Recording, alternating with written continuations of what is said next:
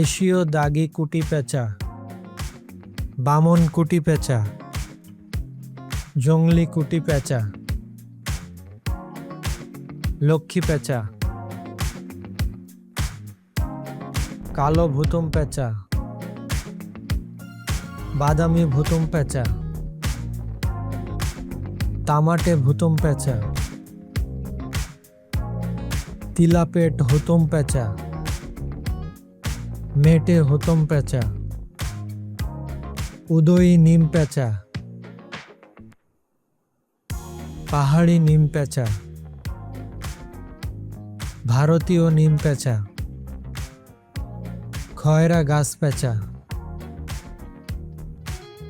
উদয়ী উপসাগরীয় পেঁচা, ছোট কান পেঁচা, খয়েরি শিকড়ে পেঁচা, খুড়ুলে পেঁচা।